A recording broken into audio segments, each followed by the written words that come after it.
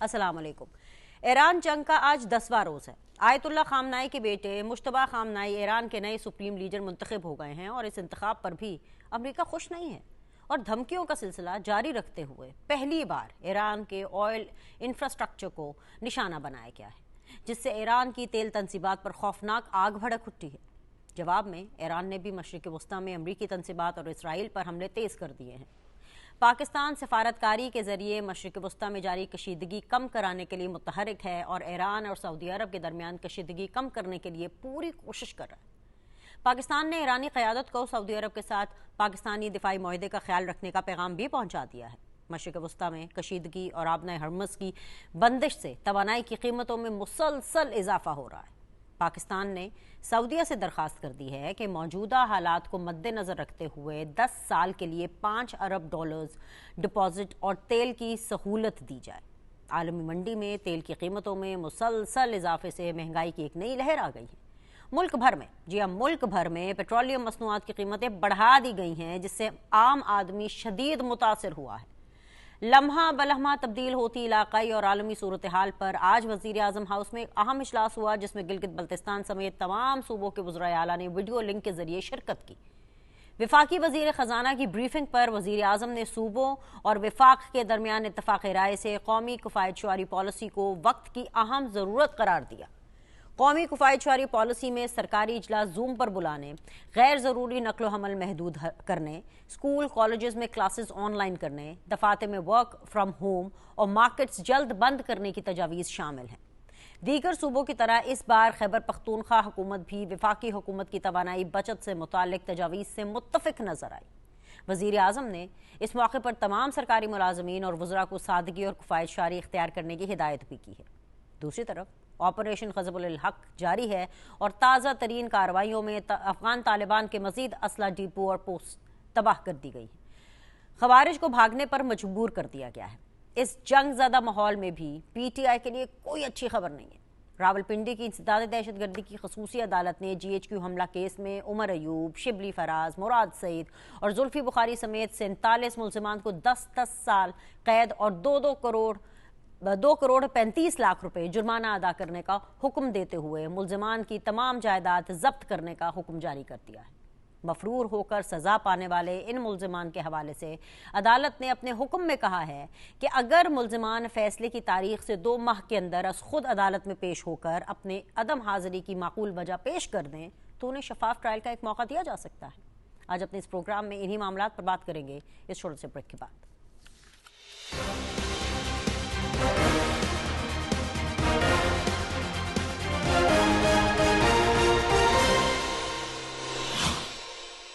अस्सलाम वालेकुम जी। ब्रेक के बाद आप लोग को खुशामदीद कहते हैं। आप देख रहे हैं सीधी बात बीनर सलीम के साथ और आज सीधी बात जोन में मेरा साथ दे रहे हैं वेरी ऑनरेबल राजा कमरुल इस्लाम साहब, नून लीग को रिप्रेजेंट करें। बहुत बहुत शुक्रिया राज साहब ज्वाइन करने के लिए। सेनेटर सरमद अली साहब हैं जो कि पाकिस्तान पीपल्स पार्टी की रिप्रेजेंटेशन कर रहे हैं। बहुत बहुत शुक्रिया सेनेटर साहब ज्वाइन करने के लिए।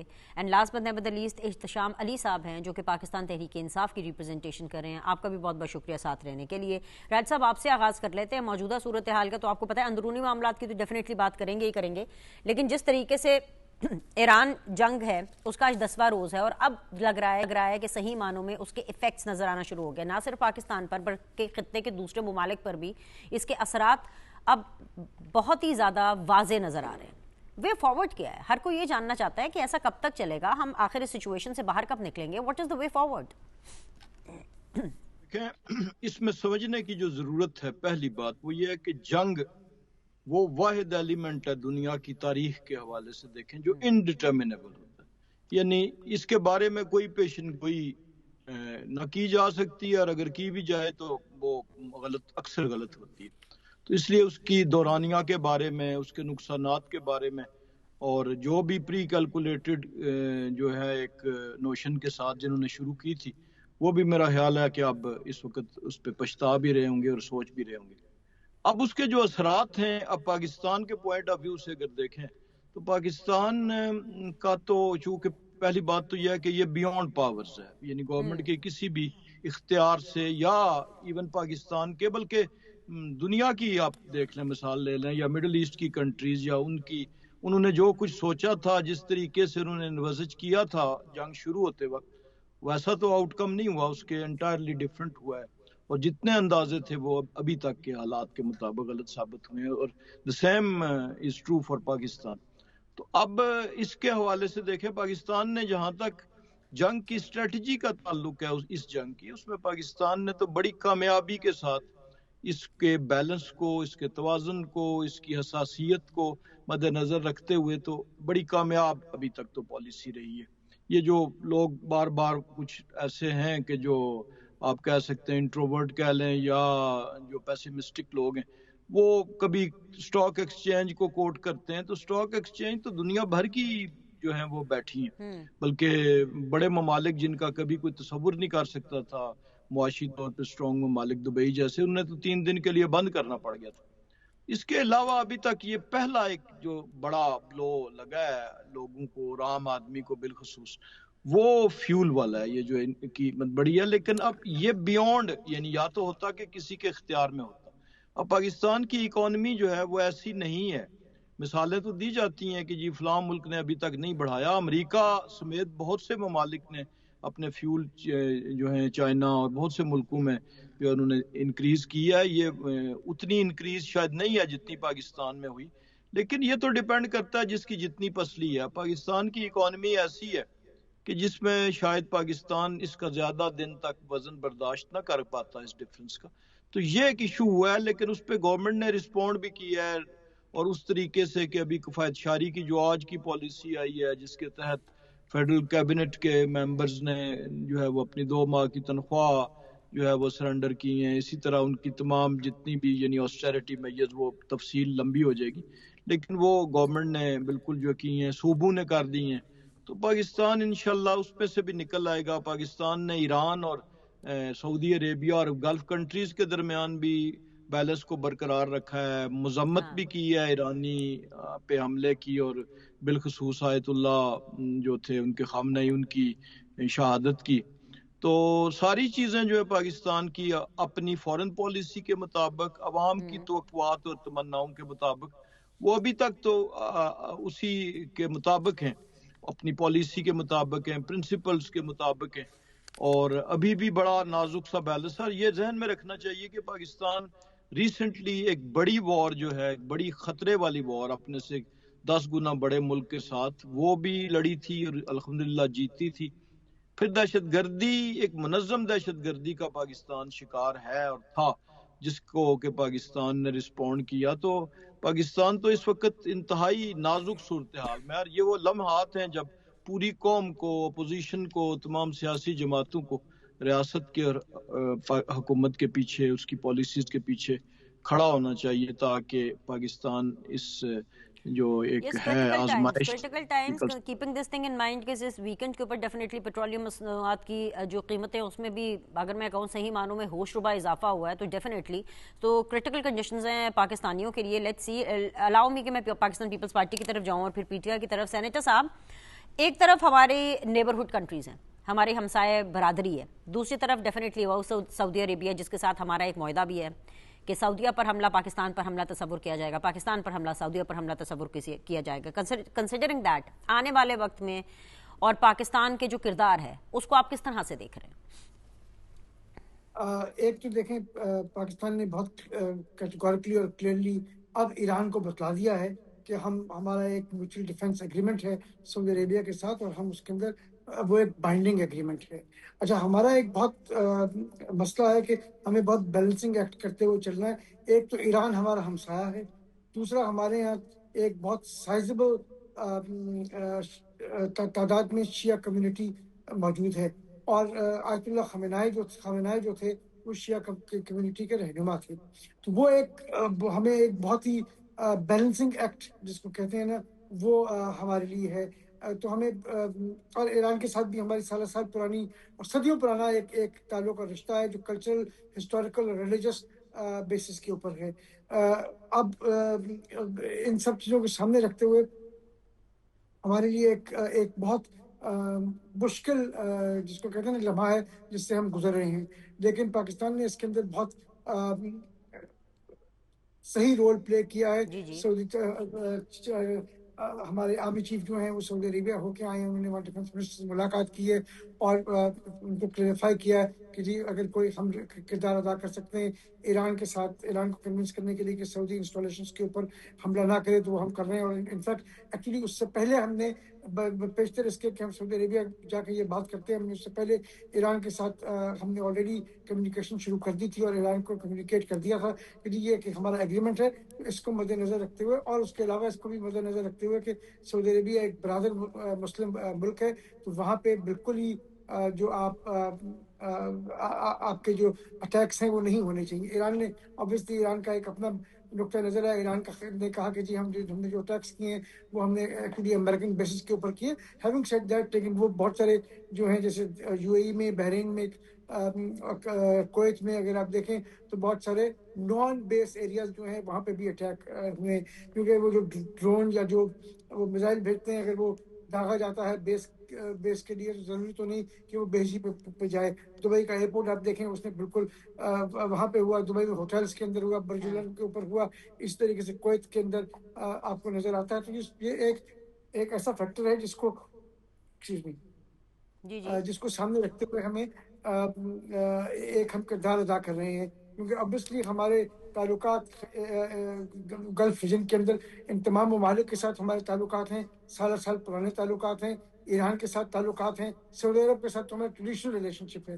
تو یہ ایک بہت ہمارے لیے ہم ایک بہت جو کہتے ہیں نا ایک مشکل کے اندر پھنس گئے ہیں کہ ہم کس طریقے سے اس کو مینیج کریں. پر I think successfully manage that, اور ہم بیک چینل سے بھی ایک کردار ادا کر رہے ہیں اس کے اندر، جس کا میرے خیال میں ابھی بات تو نہیں ہو رہی لیکن ایونچولی بات ہوگی. ابھی انٹرنیشنل آئی تھنک US کے اندر تو اس کا ذکر میڈیا میں ہونا شروع ہو گیا کہ پاکستان نے ایک کردار ادا کیا ہے. ایران جو بھی ایران کے پریزیڈنٹ نے جو ایک ٹویٹ کی تھی اس کے حوالے سے بھی Pakistan played a role in that.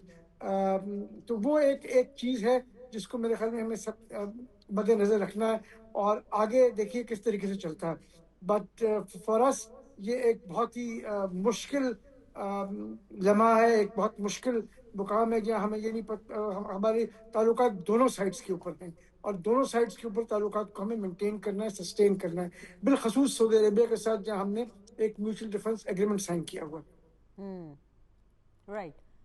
Ehtesham صاحب، سیم کوسچن ٹو یو. آپ پاکستان کے کردار کو کیسے دیکھ رہے ہیں؟ ٹل ناؤ پاکستان نے بڑی میچورٹی کا مظاہرہ کیا ہے، بہت ہی ایک بیلنسڈ کردار ادا کیا ہے، بٹ یٹ اگین اپنا موقف بھی بہت تھورلی پوری دنیا کو بتایا ہے. بسم اللہ الرحمن الرحیم. سب سے پہلے تو آپ کا شکریہ، چونکہ آپ کو بہتر طریقے سے پتہ ہے کہ جو صورتحال خطے میں بنی ہے اور جو مشکلات ہم فیس کر رہے ہیں وہ یقیناً پاکستان کو اپنا رول پلے کرنا چاہیے، لیکن ہماری کچھ تحفظات ہیں جو آپ کے سامنے، اپنی قوم کے سامنے ہم رکھنا چاہتے ہیں. آپ اگر پاسٹ میں چلے جائیں، جو سٹیپس لیے گئے تھے آیا ان کو مینٹین رکھا گیا؟ بالکل نہیں رکھا گیا. 4 سال سے تقریباً ہو گئے، 4 سال یہ حکومت کے 4 سال ہو گئے. میں 2 سال نہیں کہوں گا، میں 4 سال کہوں گا. 4 سال میں ان لوگوں نے ایسا کون سا قدم اٹھائے ہے جس میں پاکستان میں پولیٹیکلی اور اکنامکل سٹیبلٹی آئی ہوئی ہے؟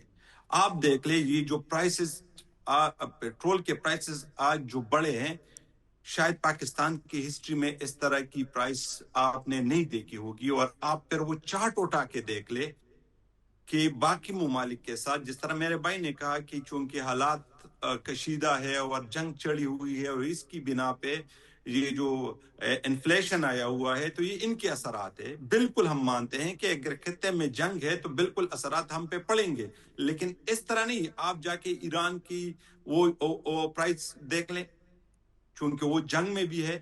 انڈیا کی دیکھ لے، افغانستان کی دیکھ لے، نیپال کی دیکھ لے، بنگلہ دیش کی جتنی بھی کنٹریز ہے ان کی دیکھے، آپ کو پاکستان ٹاپ پہ ملے گا. تقریباً 21% انکریز انہوں نے کیا ہوا ہے. ادھر ہمارے لوگوں کا کیا حال ہے؟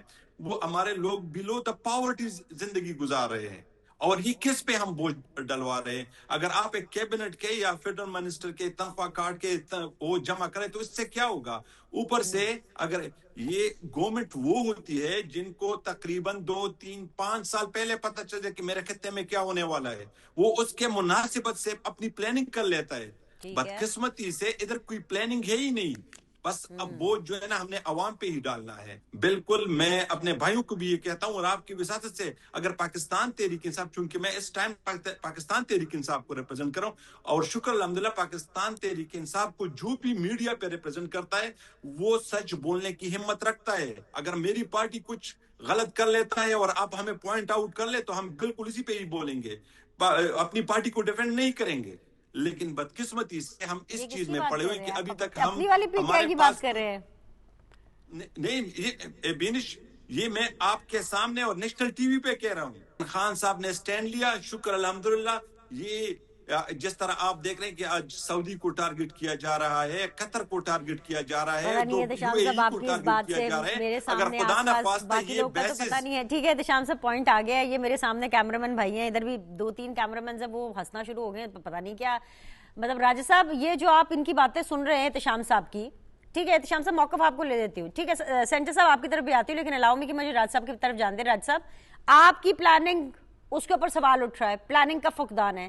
اس مہنگائی کے اندر حالات تو نارمل بالکل نہیں رہ سکتے, یہ کہا بھی جا رہا ہے, یہ کامنٹنگ بھی ہو رہی ہے اور یہ پوچھا بھی جا رہا ہے کہ یہ آپ نے کس طریقے سے جو ہے مینجمنٹ کی ہے. ذرا بتائیے گا یہ کون سی مینجمنٹ ہے جو آپ نے کی ہے؟ جی یہ مینجمنٹ بتانے سے پہلے خالی میں ایبسولوٹلی ناٹ سے تھوڑا پہلے اور تھوڑا بعد کے صرف 2 واقعات منشن کروں گا. ایک ایبسولوٹلی ناٹ سے پہلے ہم نے ایک ورلڈ کپ بھی جیتا تھا, جس کو جیت کے ہم وہاں سے واپس آئے تھے واشنگٹن سے, اور پرائم منسٹر صاحب اس وقت کے پرائم منسٹر نے, ان کے ممدو سینیٹر صاحب کے ممدو نے کہا تھا کہ مجھے لگتا ہے کہ میں ورلڈ کپ جیت کے آیا ہوں. یعنی ایبسولوٹلی ناٹ سے تھوڑا سا پہلے کی بات, جب امریکہ کے دورے سے واپس آئے تھے.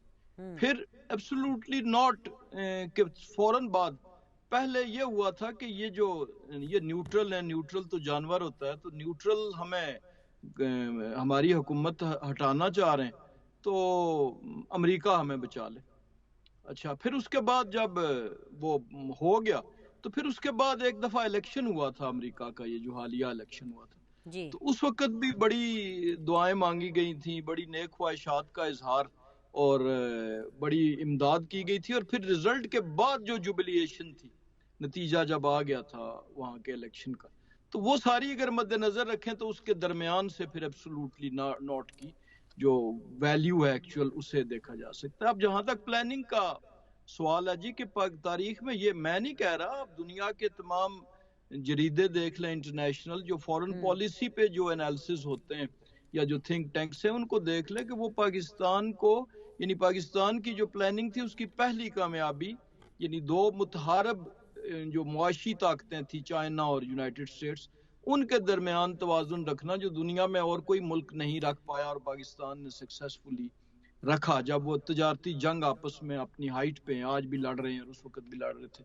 پھر اس کے بعد آپ پاک بھارت جنگ کے حوالے سے, میں جنگ کی تو ایک طرف رہی جو ہم نے وکٹری حاصل کی, لیکن اس جنگ کے ساتھ جو فورن پالیسی کے فرنٹ پہ جس طریقے سے بھارت کو چاروں شانے چت کیا, ورنہ وہ پہلگام واقعے کے بعد پہلے چند دنوں میں کیا ماحول بنا تھا, اسے کیسے ریورس کیا, یہ کسی پلاننگ سے ہوا ہے نا. یہ خالی پتہ نہیں آپ پل سمجھیں کہ نہیں سمجھے, لیکن احتشام بھائی جو ہے نا ان کو یہ جو 55 روپے لیٹر پیٹرول ہے نا, یہ بہت برے طریقے سے ہٹ کیا ہے. وہ اسی کا جو غصہ ہے نا وہ آپ پر نکال رہے ہیں, اور اسی لیے وہ آپ سے پوچھ رہے ہیں کہ ویسے ایک بات یہ بتائیں کہ یہ جو آج وزیر اعظم ہاؤس میں اہم اجلاس ہوا, اور پھر اس کے بعد جو ہم نے جو بڑے پوائنٹرز دیکھے کہ غیر ضروری باہر نہیں جانا, ورک فرام ہوم کریں, اسکول کالجز جو ہیں وہ بند ہیں, اس کے علاوہ کیا کہتے ہیں کفایت شعاری پالیسی کا جو ہے انہوں نے اختیار کرنی ہے, جو جتنے بھی تمام سرکاری ملازمین ہیں کوشش کریں کہ وہ بھی جو میٹنگ ہے وہ زوم پر کرے, ایکسیکٹرا ایکسیکٹرا.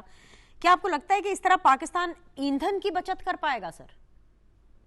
یہ دیکھیں جب بھی کوئی ایکشن لیا جاتا ہے کسی بھی چیز کو, یعنی اس کی ری ایکشن میں کوئی واقعہ ہوتا ہے, تو اس پہ یہ سوال تو کبھی نہیں اٹھنا چاہیے کہ آیا ہو پائے گا.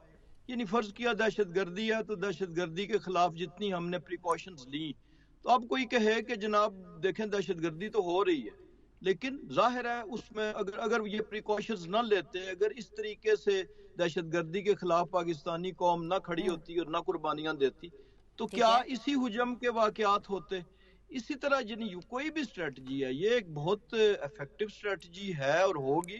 اور کووڈ کے دنوں میں بھی آپ دیکھیں کہ آن لائن اور یہ چیزیں کی گئی تھی, اور اس سے ایٹ لیسٹ کم از کم اگر وہ 100% اس پہ قابو تو نہیں پایا جا سکتا، فیول تو استعمال ہونا ہے کہیں نہ کہیں، گاڑی کے پیٹرول میں نہیں ہونا تو بجلی کی توانائی میں ہونا ہے، لیکن اس میں کم از کم کمی آئے گی، اور یہ کوئی اس کی لاجک نہیں ہے کہ اگر وہ کہیں کہ جی یہ let's see what your other colleagues have to say. Ehtisham صاحب تو نفی میں سر ہلا رہے ہیں، لیکن احتشام صاحب ذرا ہولڈ کیجیے گا، میں آپ کی طرف آتی ہوں، پہلے مجھے پیپلز پارٹی کو شامل کرنا ہے. سینیٹر صاحب، افیکٹو اسٹریٹجی ہے یہ، پی ایم ایل این کا کلیم ہے، آپ کو بھی لگتا ہے کہ افیکٹو اسٹریٹجی ہوگی اور اس سے کافی حد تک سچویشن میں سدھار آئے گا؟ پتہ نہیں افیکٹو اسٹریٹجی کے بارے میں تو میں بعد میں بات کرتا ہوں، لیکن پہلے جو احتشام صاحب نے بات کی کہ 5 سال پہلے پلاننگ ہو جاتی ہے اور 5 سال پہلے پتہ چل جانا چاہیے تھا. میرے خیال میں پاکستان میں تو شاید کسی کے پاس وہ جادو کا چراغ نہیں تھا جس سے پتہ چلتا کہ ٹرمپ صاحب آئیں گے اور نیتنیاہو کے ساتھ مل کے وہ ایران کے اوپر اس طریقے سے حملہ کر دیں گے، اور ایران جو ہے وہ ریئیکٹ کرے گا اور اپنے نیبرز کے اوپر اٹیک کرنا شروع کر دے گا، اور تمام چیزوں کا جو امپیکٹ ہے پاکستان پر بھی آنا شروع ہو جائے گا. میرے خیال میں اس کے لیے تو ایک کوئی جادو کا چراغ اگر ہمارے پاس ہوتا تو شاید ہم اس کو سمجھ کے پلاننگ کر سکتے. اور دوسری چیز جو ہے وہ بیسکلی جو آپ کے کیمرہ مین بھی جس کے اوپر ہنس رہے تھے، وہ مسئلہ یہ ہے کہ ان کی جو تان ہے نا وہ ایک ہی جگہ سے شروع ہوتی ہے اور ایک ہی جگہ پہ آ کے ختم ہوتی ہے. مسئلہ ان کی قسمت میں یہ، ان کا بدقسمتی ان کی یہ ہے کہ مائی فیوریٹ کیپٹن سے my favourite martial law, my favourite captain سے مائی فیوریٹ فیلڈ مارشل تک کا جو سفر ہے نا وہ اب ان سے ہضم نہیں ہوتا. تو وہ اب ان کا ایک مسئلہ ہے جس کے اندر آدمی کچھ نہیں کر سکتا. ہیونگ سیڈ دیٹ، اب ہم بات جو ہم کر رہے ہیں کہ جو اسٹیپس لیے گئے ہیں، میرے خیال میں وہ بہت سارے اسٹیپس نیسسری تھے، لیکن کچھ اسٹیپس کی مجھے سمجھ نہیں آئی کہ اگر وزراء کی 2 مہینے کی تنخواہ آپ کاٹ لیں گے تو اس سے کیا فرق پڑے گا؟ وزراء کی تنخواہ سے ایندھن تو نہیں آپ خریدیں گے جا کے. تو بیسکلی ہاں، جو آپ کا دوسرا باقی سٹیپس ہیں کہ ایندھن کا استعمال جو ہے اس کو آپ کم کر لیں گے، اس کو اکونومائز کریں گے. مثال کے طور پہ اگر آپ کہہ رہے ہیں کہ سرکاری گاڑیاں جو ہیں اس کی تقریباً 50% سرکاری گاڑیاں ہیں ان کو آپ گراؤنڈ کر دیں گے، دیٹس اے گڈ ڈیسیژن، کیونکہ اس کے اندر جو فیول استعمال ہوگا وہ اس کی بچت ہو جائے گی. یا آپ کہہ رہے ہیں کہ جو سرکاری گاڑیوں میں فیول دیا جائے گا افسران کو اور وزراء کو وہ 50% ہو جائے گا. I think that's a good decision کہ اس کے اندر 50% ہو جائے گا. اسی طریقے سے ورک فرام ہوم کی ہم بات کرتے ہیں، آپ کا جو بجلی ہے وہ کم استعمال ہوگی. بجلی بھی obviously فیول سے بھی بنتی ہے، وہ کم استعمال ہوگی. اسکولز اینڈ کالجز کو جب ہم ورچوئل کر دیں گے تو وہاں پہ بھی بجلی یہ تو ہے. سر صاحب let me come to the basic question, جو انیشیل جو مدر کوسچن تھا، جو انیشیل کوسچن تھا جو میں نے پی ایم ایل این سے بھی پوچھا، دیٹ از کہ جو قیمتیں بڑھی ہیں اس کے بعد پیٹرول کی قیمتیں، اس کے بعد حالات نارمل رہنا پاکستان میں آف کورس تھوڑا سا ذرا مشکل ہوگا، because definitely Eid is just round the corner. Petrol میں ایک دم سے اتنا ہائک آیا ہے، جب پیٹرول مہنگا ہوتا ہے سب کچھ مہنگا ہو جاتا ہے. پیٹرول مہنگا ہوتا ہے سبزیاں مہنگی ہوتی ہے، پیٹرول مہنگا ہوتا ہے پھل مہنگا ہوتا ہے. رمضان چل رہے ہیں، پھل سبزیاں سب چاہیے.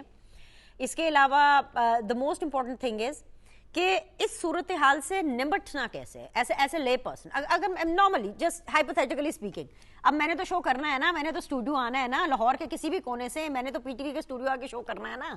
میں تو زوم یا کفایت شواری نہیں کر سکتی. جن لوگوں نے جانا ہے کام کرنا انہوں نے تو کرنا ہے. تو how will they manage the situation?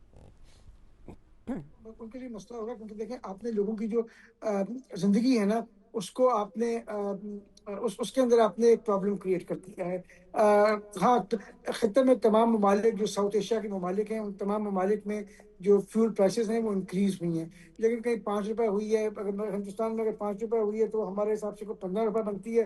بنگلہ دیش میں بھی تقریباً 5 روپے 4 روپے ہوئی ہے. سری لنکا، نیپال میں اگر ہم ڈالر ٹرمز میں دیکھیں تو اس وقت تمام علاقے کی جو قیمتیں ہیں وہ مور اور لیس سیم ہے. لیکن مسئلہ یہ ہے کہ آپ نے 55 روپے آپ نے قیمت بڑھا دی وداؤٹ ایون تھنکنگ کہ اس کا امپیکٹ کیا ہوگا. مسئلہ ہمارے یہاں یہ ہوتا ہے کہ ہمارے یہاں سوچنے سمجھنے کا فقدان ہے. ہم سوچے سمجھے بغیر بہت سارے فیصلے کرتے ہیں. ٹھیک ہے، اس سے بڑھا کے ہم نے ایک فیصلہ ایک تو کر لیا کہ جب آئل آئے گا تو مہنگا آئے گا تو ہم اس کو کر سکتے ہیں، لیکن اس کا عام آدمی کی زندگی پر اثر کیا ہوگا؟ کیونکہ دیکھیں مسئلہ یہ ہے کہ ہمارے وزیر خزانہ ہوں یا وزارت خزانہ کے ممبرز ہوں یا ایف بی آر کے ممبرز ہوں یا ہم لوگ سب ہوں، ہمیں شاید اتنا فرق ہمیں پڑے گا لیکن اتنا نہیں پڑے گا.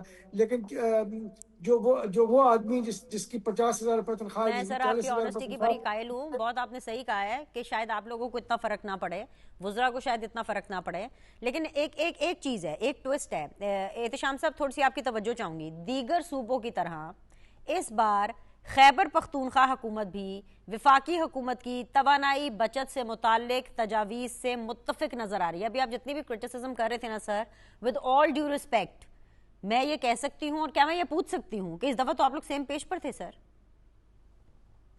بینش اس طرح ہے نا, جو آپ نے بات کی کہ خیبر پختونخوا کی گورنمنٹ فیڈرل کے ساتھ متفق ہے, بالکل متفق ہے, لیکن وہ چیزیں ہم نے ڈٹرمائن کی ہوئی ہے ان کو کہ یہ جو چیزیں جو کرونا جب آئی تھی اور جس طریقے سے خان صاحب نے اپنے ملک کو مینیج کیا ہوا تھا, تو بالکل وہ سٹیپس اگر لی جائے تو یہ پاکستان کے لیے بھی بہتر ہے اور ہمارے عوام کے لیے بھی ہے. تو میں آپ کی وساطت سے میں دوبارہ کہنا کہ ان کے پاس کوئی پلاننگ ہے ہی نہیں. سینٹر صاحب ابھی آپ کی طرف آتی ہوں. I can't hear you because already Ehtesham صاحب is speaking. I'll give you time. جب پیٹرول کی ریٹ صرف 3 روپے بڑھی تھی تو لوگوں نے کیا کہا تھا کہ یہ سمجھے کہ رات کی تاریکی میں اگر پیٹرول کا ریٹ بڑھ رہا ہے تو رات کی تاریکی میں کس لیول پہ گئے, اور پھر 21% باقی ممالک سے کمپیریزن کر کے. بینش میری یہ ریکویسٹ ہے کہ اپنے قوم کو اعتماد میں لے لے, قوم کے سامنے ساری چیزیں رکھیں, قوم سے کوئی چیز نہ چھپائیں. احتشام صاحب جسٹ اے فیکٹ کوئی 110 روپے فیول بڑھانے کی جو ہے وہ سمری دی گئی تھی, تو وہ 110 روپے کے بجائے آدھا بڑھایا گیا 55. اب باقی 55 پتہ نہیں بڑھے گا نہیں بڑھے گا, ایسے کچھ لوگ کہہ رہے, مطلب I don't know, but some people are saying کہ شاید ابھی 15-20 دنوں کے بعد دوبارہ بڑھ جائے. 110 کی سمری گئی تھی, 55 کی کر دی. یہ ساری جو ہے نا یہ صرف آنکھوں میں وہ کیا کہتے ہیں اس کو کہ صرف دھوکہ دینا ہے اپنے قوم کو کہ 110 کی سمری کس نے بھیجی تھی. دھوکہ دیا آپ نے. جی مکمل کر لیتے ہیں.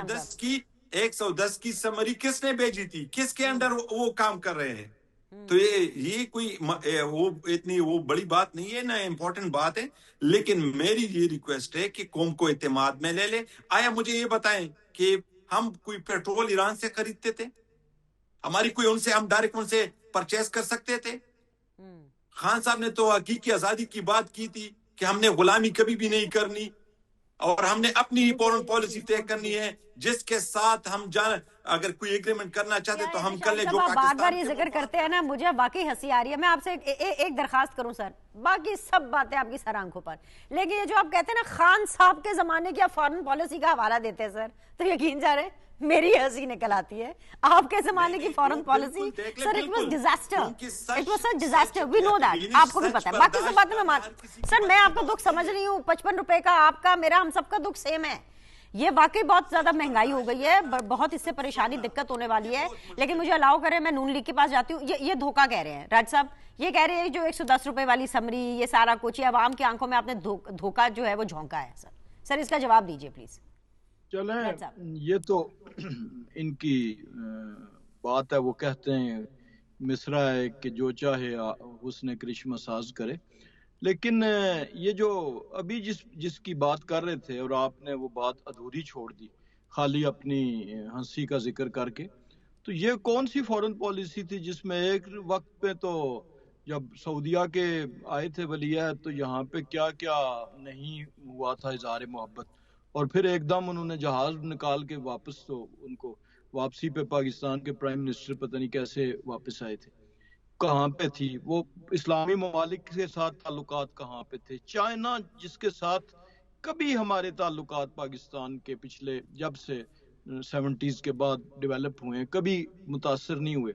چائنا کے ساتھ ورسٹ ایٹ دی لوئسٹ ایب پاکستان کی فورن پالیسی. ہم نہیں کہہ رہے, انڈیپینڈنٹ لوگ کہہ رہے ہیں, چائنا والے خود کہہ رہے ہیں. گلف کنٹریز کو دیکھ لیں آپ, یورپین یونین کو دیکھ لیں, یونائٹڈ اسٹیٹس کو دیکھ لیں, کسی ایک ملک کا نام دے دیں کہ جس کے ساتھ پاکستان کی فورن جو پالیسی تھی وہ کمفرٹیبل تھی. کمفرٹیبل, میں دوستانہ نہیں بات کر رہا, ترکیے سمیت. تو یہ حالات تھے, اور اس کی بنیاد پہ اگر کوئی کہے کہ جی ہم اس وقت ہوتے تو ہم پتہ نہیں کیا کر دیتے, تو یہ تو باتیں وہی ہیں کہ وہ کہتے ہیں کہ دامن کو ذرا دیکھ ذرا بندے کبا دیکھ. تو یہ تو ماضی کے قصے ہیں. ابھی بات تو صرف اتنی سی ہے, اور اس کا بڑا واضح طور پہ حکومت نے بھی اظہار کیا. اگر پرائم منسٹر صاحب سپیچ کریں گے تو وہ بھی اس بات کو بالکل بغیر لگی لپٹی رکھیں گے کہ پاکستان کے حالات معاشی جو ہیں وہ اس قابل نہیں تھے کہ اس شوق کو ابزارب کر کے اور عوام تک نہ منتقل کیا جاتا. کون سی حکومت ہوتی ہے کسی سیاسی جماعت کی جس کی یہ خواہش نہیں ہوتی کہ لوگوں کو زیادہ سے زیادہ ریلیف نہ دیں؟ لیکن کچھ چیزیں جو ہیں وہ بالکل اپنی طاقت سے اپنی بساط سے باہر ہوتی ہیں، جس میں یہ والا ایشو بھی تھا. ایک تو صرف قیمت نہیں بڑی پیٹرول کی، پیٹرولیم پروڈکٹس کی 60 ٹو شاید 100 سے اوپر 110 پہ تو آج چلی گئی ہے اور 150 کی بات کی جا رہی ہے، بلکہ کرائے بھی بڑے ہیں. اور سب سے بڑی بات یہ ہے کہ 1000% تقریباً جو ہے وہ جو میری ٹائم انشورنس ہے اس میں اضافہ ہوا ہے. کوئی اس وقت ٹینکر نکالنے کے لیے کوئی کمپنی تیار نہیں ہے، نہ صرف اسٹریٹ آف ہارمز میں بلکہ کہیں بھی اس وقت گلف کے تمام سمندروں میں. تو یہ ساری تھیوریز جو تھی کہ ریڈ سی کے تھرو تیل آئے گا اور یہ وہ ساری تو بلبلا بن کے تو اڑ گئی. تو اب ان حالات میں اور حکومت کے پاس کوئی چارہ کار نہیں تھا.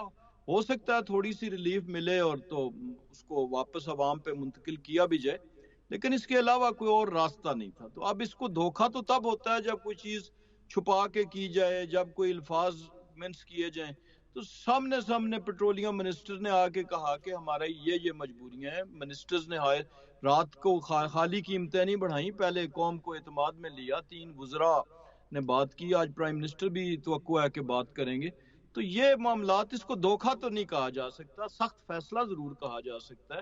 اس پہ غم و غصہ کا اظہار کیا جا سکتا ہے جو ظاہر ہے ہم کر رہے ہیں، لوگ کر رہے ہیں، اور یہ بیونڈ جو کہ طاقت سے ہٹ کے بات تھی. تو باقی اس کو دھوکہ تو کسی یہ کہنا میرا خیال ہے بہت زیادہ ناانصافی ہوگی. جی سینیٹر صاحب، دھوکہ ہے جیسے پی ٹی آئی کہہ رہی ہے یا پھر یہ ایک سخت فیصلہ ہے جو کہ پی ایم ایل این کا کلیم ہے؟ پہلے تو میں یہ بات کروں گا جو اپنے فارن پالیسی کے حوالے سے بات کی تھی نا، پی ٹی آئی کے دور حکومت میں جو فارن پالیسی تھی اس کو اگر ہم یہ کہیں وہ بیسکلی بیس تھی how not to have a foreign policy, تو وہ درست ہوگا کیونکہ ان کی فارن پالیسی تھی ہی نہیں. جلسوں میں بیٹھ کے جب ہم دوسرے ممالک کے ساتھ تعلقات کو ڈسکس کریں گے، یورپین یونین ہو، امریکہ ہو، سعودی عربیہ ہو، یا سعودی پرائم منسٹر کے حوالے سے کیبنٹ میں بیٹھ کے عجیب عجیب الفاظ استعمال کریں گے، تو وہ تو فارن پالیسی نہیں ہے. وہ تو یہ ہے کہ ہم اپنے پاؤں پہ کس طریقے سے اور کب کلہڑیاں ماریں گے. باقی جو آپ نے بات کی کہ جی سخت فیصلہ ہے یا دھوکہ ہے، I think this is some thing in between. دھوکہ میں اس لیے نہیں کہتا کہ یہ دھوکہ ہے کیونکہ یہ مجبوری تھی، آپ نے دھوکہ نہیں دیا. لیکن دوسرا یہ کہتے ہیں سخت فیصلہ ہے، میں یہ کہتا ہوں سخت فیصلہ نہیں ہے، یہ سخت ترین فیصلہ ہے، اس لیے کہ اس کے ایک درمیانہ راستہ نکالا جا سکتا تھا. اس کو گریجولی فیزز میں 2-3 فیزز میں اس کو انکریز کیا جا سکتا تھا، بجائے اس کے کہ ایک دم یہ جھٹکا دے دیا جاتا.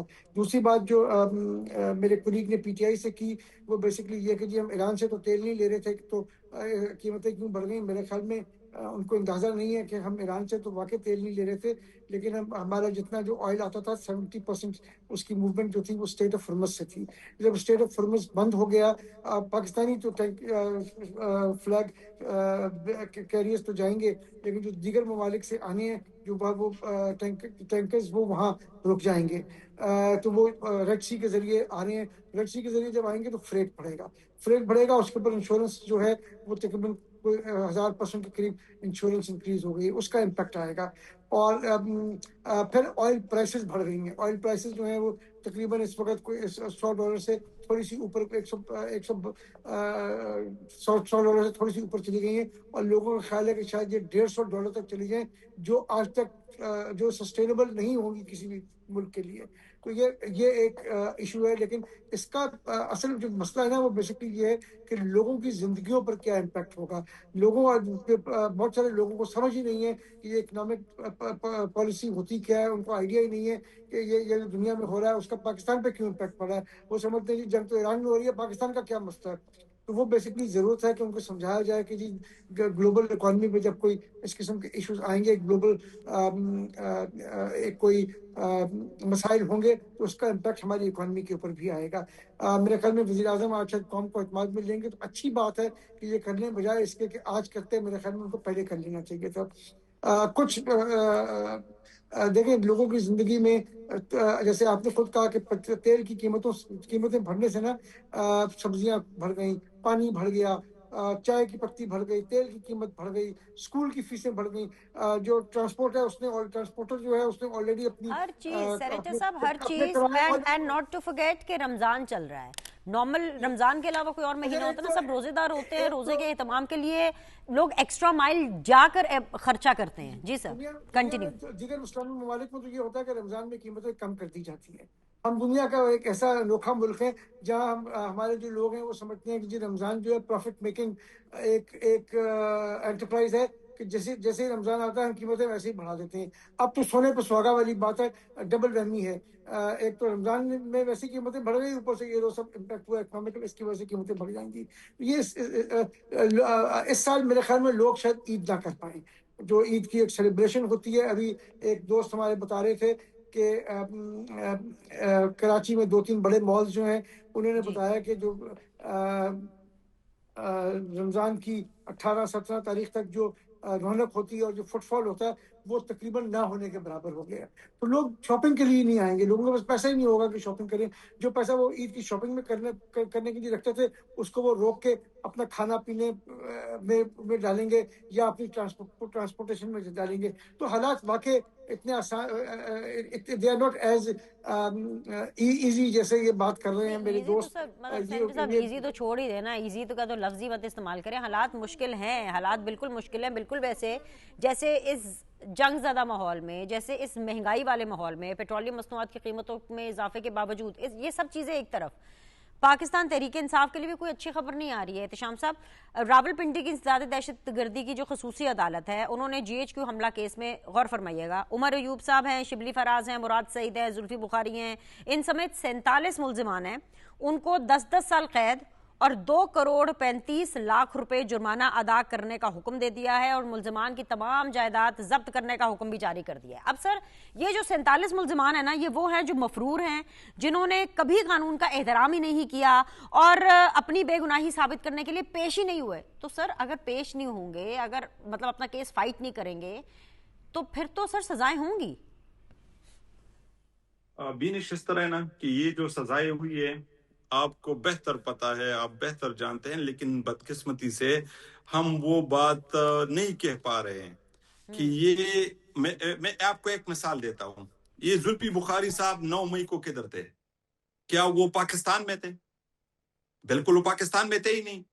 ان کو فیئر ٹرائل کا موقع ہی نہیں دیا گیا, ان کو عدالت تک رسائی نہیں دی گئی, ان کو پہلے سے میسیجز, کالز اور کس طریقے سے ان کو زد و کوب کیا گیا. کیا کوئی عدالت نے اپنی فارمیلٹیز پوری کی ہوئی ہے؟ جس طریقے سے ٹرائل ہونی ہے, کیا وہ جو انگریڈینٹس ہے ٹرائل کے کہ یہ چیزیں ہوں گی, کیا عدالت نے وہ پوری کی ہوئی ہے؟ بالکل پوری نہیں کی ہوئی ہے. ہم نے تو اس عدالتوں کے لیے قربانیاں دی ہوئی. میں خود وکیل ہوں, میرا والد صاحب وکیل ہے. جب جوڈیشری کی بات آئی تو ہم اس جوڈیشری کے ساتھ کھڑے ہو گئے کہ آپ آئین اور قانون کے مطابق فیصلے دیں. اگر ہم نے کوئی غلطی کی ہے بے شک ہمیں آپ کنوکٹ کر لیں. آپ دیکھ لیں خان صاحب کی لیکن عدالتوں کے سامنے پیش تو ہونا, انفارچونیٹلی پروگرام کا وقت ختم ہو گیا ہے. یہ قصہ ڈیفینیٹلی آنے والے پروگرامز کے اندر جو ہے مزید چھیڑیں گے اور اس کے بارے میں ذکر کریں گے. لیکن ظاہر بات ہے اگر آپ اپنے آپ کو سیاستدان کہتے ہیں اور اگر آپ نے سیاست پاکستان میں کرنی ہے تو کم از کم آپ عدالتوں میں پیش تو ہوں, اپنا مقدمہ تو آپ اس میں لڑیں, آپ اپنا مقدمہ تو کریں. اگر آپ نے لڑنا ہی نہیں ہے, عدالتوں میں پیش ہی نہیں ہونا, تو پھر تو سیدھی بات ہے سیاست چھوڑ دیں. اینی ویز آج کے لیے اتنا ہی. مہمانوں کا بہت بہت شکریہ. انشاءاللہ تعالیٰ آپ لوگوں سے کل ملاقات کرتے ہیں. اللہ حافظ.